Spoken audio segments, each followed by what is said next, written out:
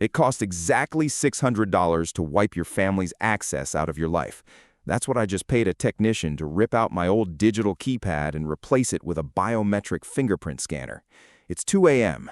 I'm sitting in my kitchen, staring at the blue light of the new lock, watching my phone blow up with texts calling me a monster.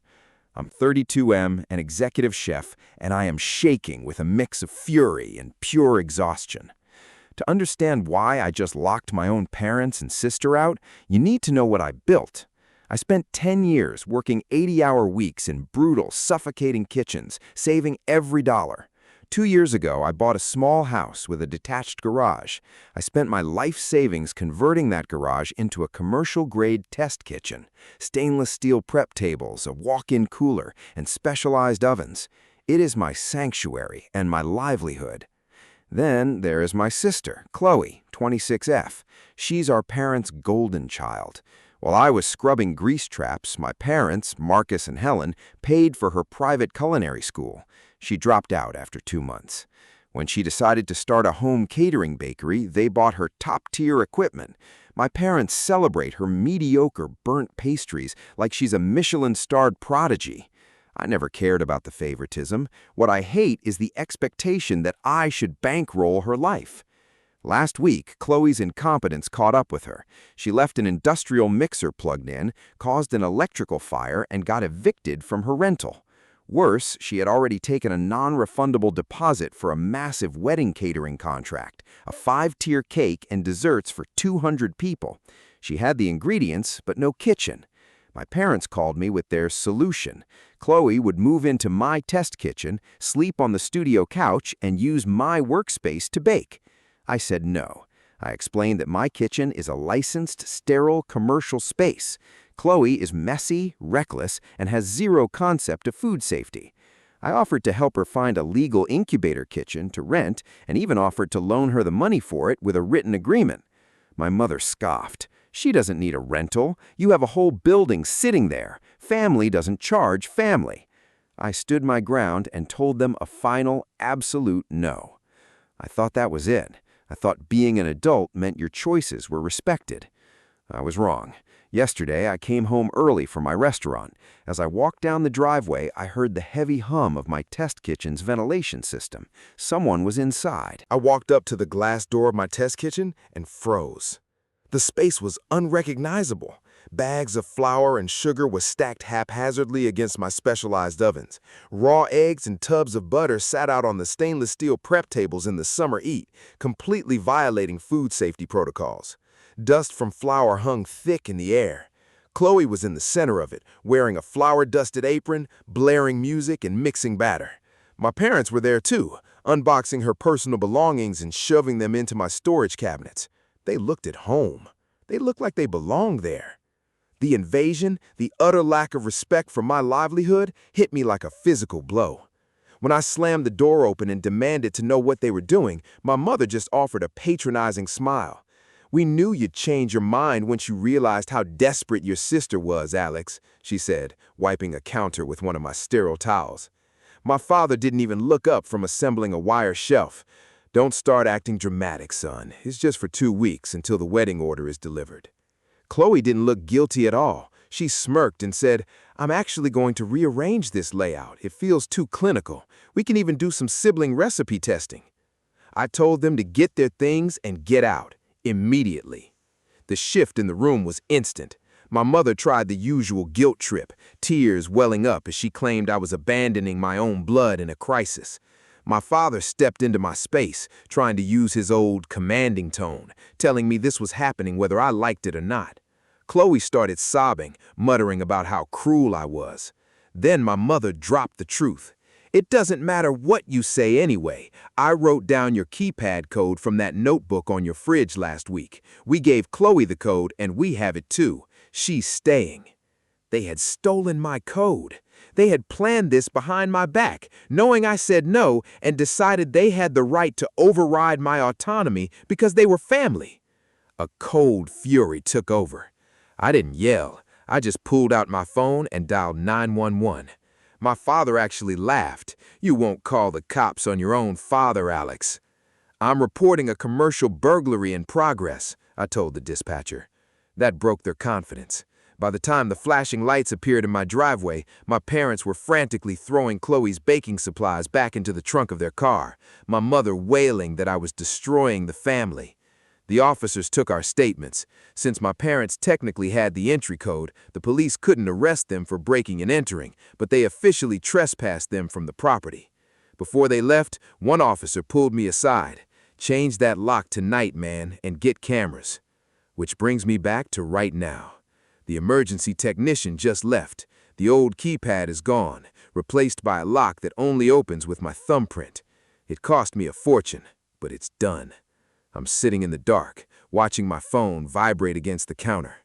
The war has officially started. The silence after the police left didn't last long. By 3 a.m., the digital siege began. My phone screen lit up every 30 seconds. First came the immediate family group chat. My father sent a wall of text, calling me an ungrateful coward who shamed the family name.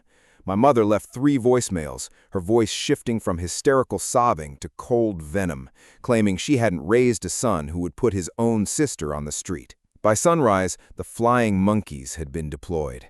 My parents had clearly spent the night spinning a narrative where I was the wealthy, elitist chef who called armed police on his struggling sister for simply asking to use a spare oven.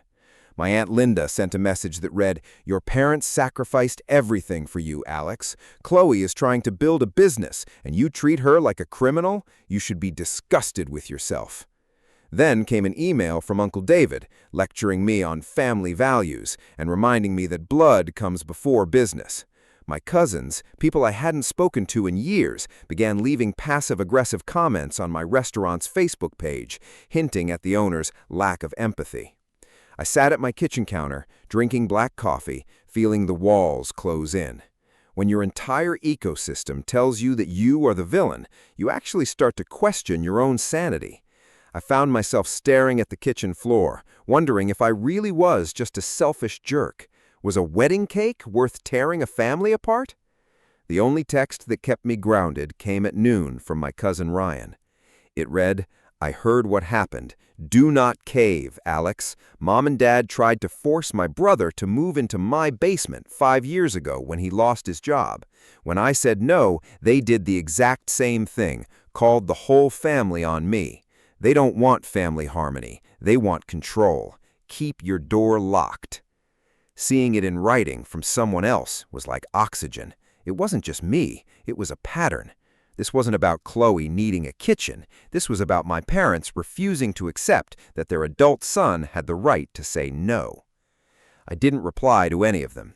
I muted my phone, set up an automated email response stating I was handling a private matter, and went out to my test kitchen to clean. I spent 2 hours scrubbing the flour dust out of the air filters and sanitizing the stainless steel prep tables that Chloe had contaminated. That evening, a text arrived from my father, short and clinical. "Your mother is sick with worry because of you. If you do not open that kitchen for Chloe by tomorrow morning, you are no longer welcome at Sunday dinner. Consider yourself cut off." I stared at the message. I didn't feel sad. I just felt a profound sense of relief. They had played their final card, and it didn't hurt. I locked the gate, went inside, and finally slept. 2 days later, the silence broke. I was in the middle of a lunch rush at my restaurant when my phone vibrated with a high-priority alert from my home security app. I pulled up the live feed of my test kitchen. My stomach dropped. Chloe was standing in my driveway. Beside her was a commercial service van, and 2 men in jumpsuits were unloading a heavy toolbox. She wasn't trying to guess a code this time. She had called a commercial kitchen maintenance and locksmith company. I immediately tapped the microphone icon on my app to listen in. "The electronic motherboard on our main roll-up door fried during a power surge," Chloe was telling the head technician, her voice smooth and confident. "My brother is the co-owner, but he's stuck at our restaurant and told me to just have you guys drill out the manual bypass lock so we don't miss our delivery deadline." She was using professional terminology. She had researched exactly what to say to make a technician bypass a high-security commercial lock. The technician's face went pale. He immediately stepped away from the door and looked at Chloe. "Ma'am, you said you were the authorized manager." I am, Chloe panicked, pointing angrily at the camera. Alex, stop being an asshole. My wedding cake layers need to go into the retard-approved for tonight or they'll ruin. Just let them fix the door. Show the technician your ID, Chloe, I countered calmly. Does your name match the commercial registration deed on the wall? No. Gentlemen, she is trespassing. I've already dispatched the local police department to this address. I suggest you pack your tools and leave before they arrive. The head technician didn't need to hear another word. We're out, he muttered to his assistant. They began throwing their tools back into the van, ignoring Chloe as she literally grabbed the man's arm, begging him to stay. By the time the police cruiser pulled into the driveway, the service van was gone. Chloe was sitting on the gravel, her face red from crying, surrounded by bags of unrefined sugar she had brought with her. It was the same two officers from the first night. They looked at Chloe, then up at the camera where I was watching. They didn't even need to ask what happened. They officially issued her a formal written warning for criminal trespass and told her that the next time she set foot on my driveway, she would be leaving in handcuffs. The next morning, the retaliation took a dark, calculating turn. They realized they couldn't break into my property, so they decided to break my business. I arrived at my restaurant at 9 a.m. to find a state health inspector waiting by the back door.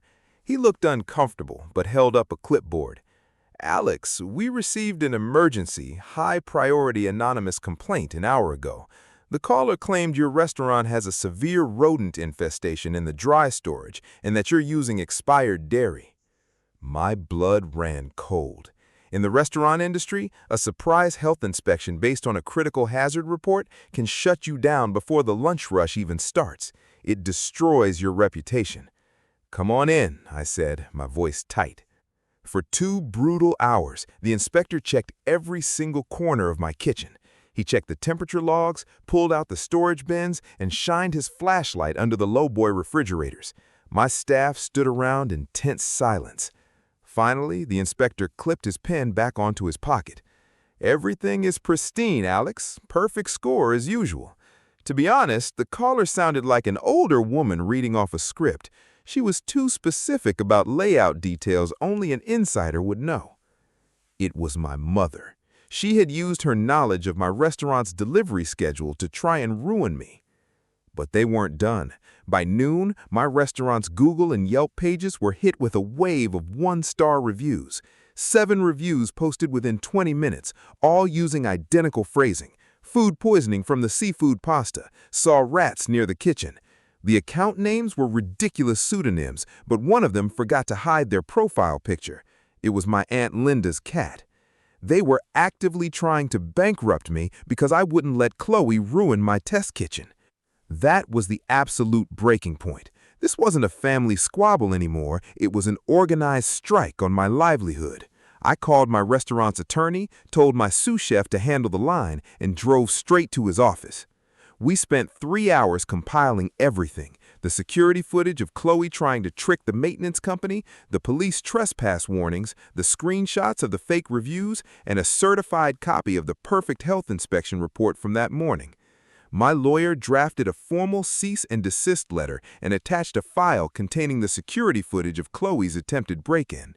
We sent it to my parents and Chloe via courier, who required a physical signature. At 6 p.m., my cousin Ryan did what he promised. He posted the security clip of Chloe and the locksmith on the extended family Facebook page with a caption, "Stop harassing Alex. Here is the innocent sister trying to fraud her way into a commercial property. Alex's restaurant was falsely reported to the health board today. Enough is enough." The reaction was immediate. The family group chat went completely dead. A few aunts privately messaged me apologizing for jumping to conclusions, but I didn't care about their apologies anymore. I filed for a formal restraining order. The trap was set, and they were too angry to see it. The wedding contract was due on Saturday. By Friday at 2 a.m., Chloe was out of time, out of options, and completely desperate. I was asleep in my house when the high-frequency siren of my test kitchen security system cut through the night. I bolted upright, grabbing my phone. The app showed the rear door of the garage facility. Chloe was back. This time, she wasn't using a smooth-talking locksmith. She had brought a heavy pair of bolt cutters and 2 young guys I recognized as her part-time kitchen helpers. They had cut through the heavy padlock on my security gate and were currently forcing open the kitchen's rear ventilation window. I didn't hesitate. I dialed 911, gave the dispatcher my address, and told them the suspects were actively entering a commercial facility with burglary tools. Through the live camera feed, I watched the absolute disaster unfold. Chloe climbed through the window first, landing heavily on my prep table. Her helpers handed her 3 massive commercial tubs of cake batter and pre-made buttercream. She didn't care about licensing, hygiene, or my boundaries. She just needed to bake. She rushed over to my combi oven, a $20,000 piece of computerized German engineering that requires a specific startup sequence and ventilation clearance. In her panicked rush, she jammed a stack of metal sheet pans into the racks, blocking the main heating elements, and forced the heavy digital dial backward, slamming the power breaker. A loud electrical pop echoed through the audio feed. Thick, acrid gray smoke immediately began pouring out of the oven's control panel. The automated fire alarm joined the security siren, creating a deafening wall of noise. Chloe started screaming, waving her hands in the smoke, completely out of her depth. She turned to flee toward the window, but the driveway was already washed in blue and red lights. 2 cruisers blocked the exit. The officers didn't play around this time. They drew their tasers, ordering everyone out of the building. I walked down my driveway in my sweatpants just in time to see Chloe being led out of the garage in handcuffs, her face covered in soot and tears, her apron stained with raw batter.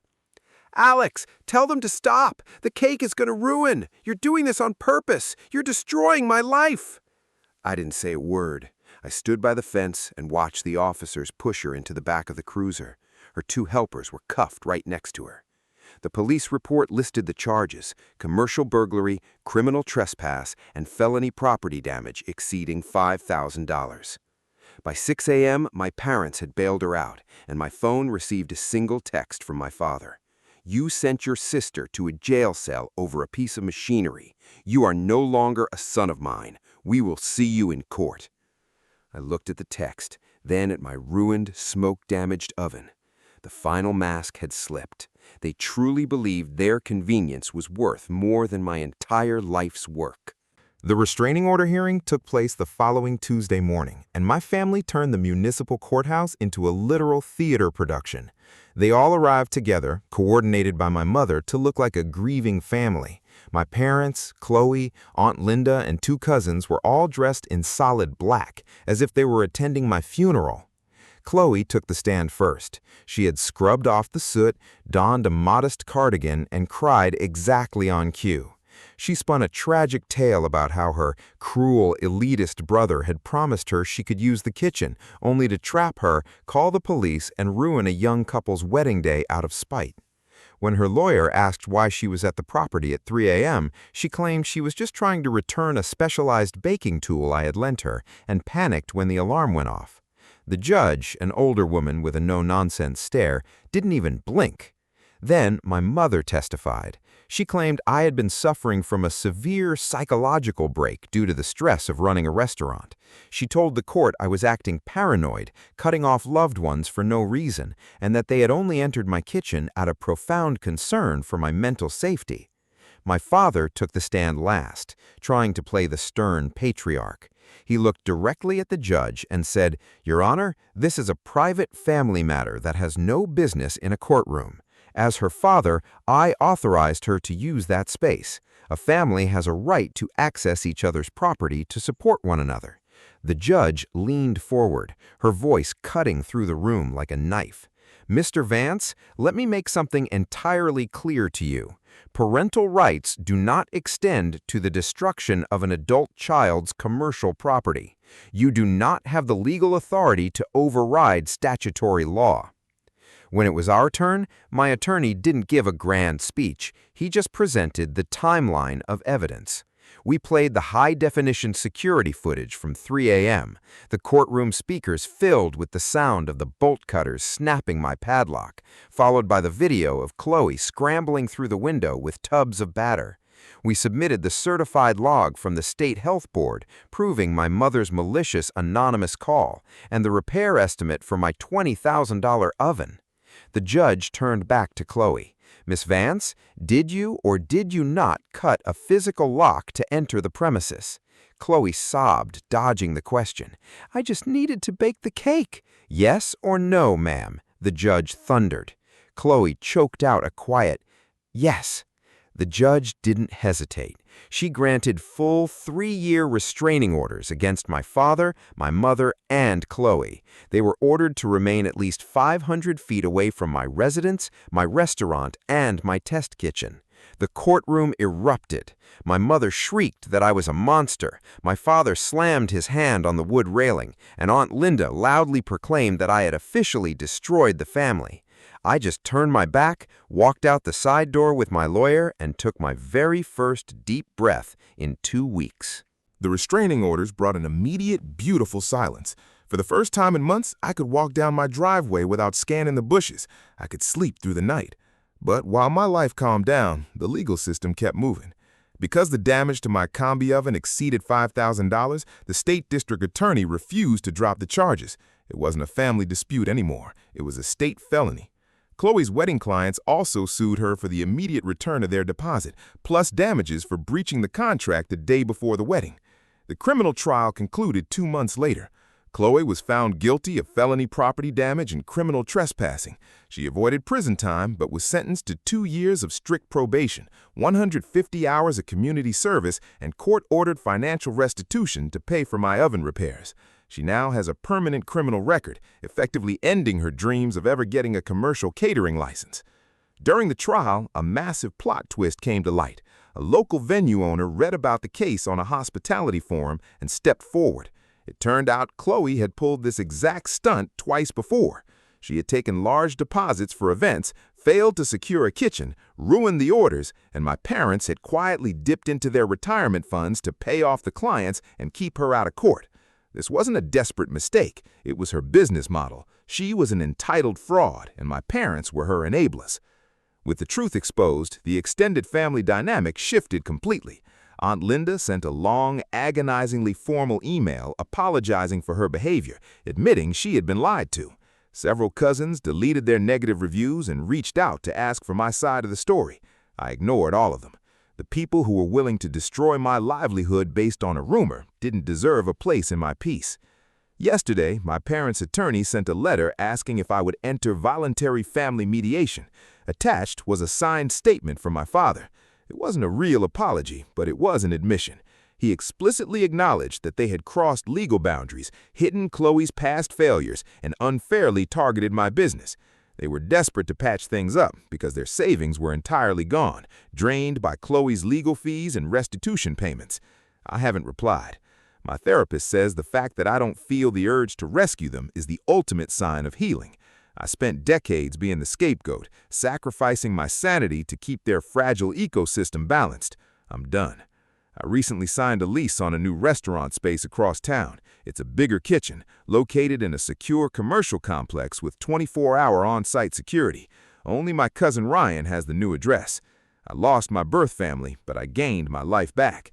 Blood relation gives someone a connection to your past, but it doesn't give them a lease on your future. As I sit in my quiet, pristine kitchen tonight, watching the prep lists for tomorrow's service, I know I made the right choice. I chose myself.